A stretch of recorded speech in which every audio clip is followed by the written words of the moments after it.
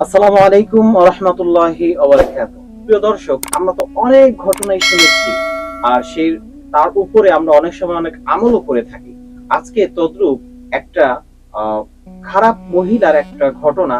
তিনি কুকুরকে পানি পান করিয়ে কিভাবে নাজাত পেয়েছেন, এই সংক্ষিপ্ত ছোট্ট একটি ঘটনা যা দিতে পারে মানুষের জীবনকে বদলে।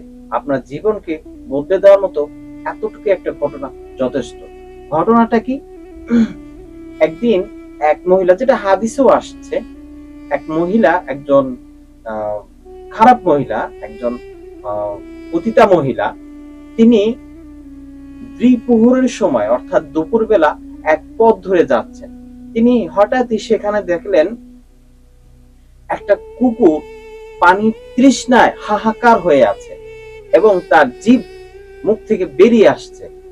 আর ওই কুকুরটি ভিজা মাটিকে সে চাটতে শুরু করছে, অর্থাৎ তার এতটাই তৃষ্ণা লেগেছে যে সে ভিজা মাটি চাটছে। আহ, এই অবস্থাটা দেখে সেই মহিলাটার ভিতরে একটু আহ, দরদ সৃষ্টি হলো। তিনি একটু নমনীয় হলেন। তার ভিতরে একটা আঘাত আসলো যে পানি তৃষ্ণায় কুকুরটা মাটি চাটে। তার কাছে একটু খারাপ লাগলো, তার কাছে একটু দয়া হলো। তিনি দয়াবশত হয়ে পাশে খোঁজাখুঁজি করলেন কোথাও কি তাকে পানি পান করানো যায় কিনা বা পানি পানের কোনো ব্যবস্থা হয় কিনা। তিনি পাশে দেখলেন একটি একটি কূপ আছে।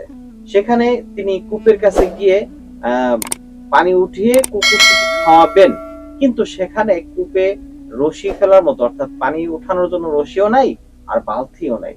এখন তিনি পানি উঠাবেন কি করে? একটা চিন্তার বিষয়। কিভাবে তাহলে এই কুকুরটাকে তিনি পানি পান করাবেন? এটা দেখে তার মনে খুব ব্যথিত হলো যে রশিও নাই, বালতিও নাই, তাহলে আমি কিভাবে কুকুরটাকে পানি পান করাবো? তার মাথায় হঠাৎ একটা বুদ্ধি আসলো। তিনি তার মাথার ওড়নাকে খুলে রশি বানালেন এবং তার পায়ের জুতা, অর্থাৎ তার পায়ের মোজা, যেটা চামড়া দিয়ে তৈরি, এই পায়ের জোড়া, এক জোড়া মোজা, অর্থাৎ এই চামড়ার মোজা, এই মোজাকে তিনি বানালেন বালতি এবং তার ওড়নাকে বানালেন রশি। এই দুইটার বিনিময়ে, এই দুইটা দিয়ে তিনি এই রশি, অর্থাৎ ওড়না রশি এবং পায়ের চামড়ার মোজা, এটাকে বালতি বানিয়ে সে কূপ থেকে পানি উঠালেন। উঠিয়ে এই কুকুরটাকে পানি পান করিয়ে সে তার তৃষ্ণা মিটালেন। আল্লাহ রাব্বুল আলামিন হঠাৎ কিছুদিন পরে ওই মহিলাটি ওই মহিলাটি মারা গেলেন। মারা যাওয়ার পরে সে জান্নাতি হলো। অর্থাৎ আল্লাহ রাব্বুল আলামিন তার আমলনামায়, অর্থাৎ তার জীবনে যত গুনাহ আছে সেই গুনাহকে আল্লাহ মাফ করে দিয়ে শুধু এই একটা আমলের দরুন, অর্থাৎ এই একটা আমলের উসিলায় তাকে ক্ষমা করে দিলেন, তাকে মাফ করে দিলেন।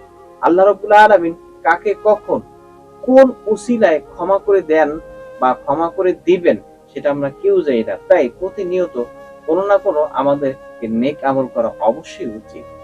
আল্লাহ রাব্বুল আলামিন আমাদেরকে সকলকে বুঝার তৌফিক দান করুন। আসসালামু আলাইকুম ওয়া রাহমাতুল্লাহি ওয়া বারাকাতুহু।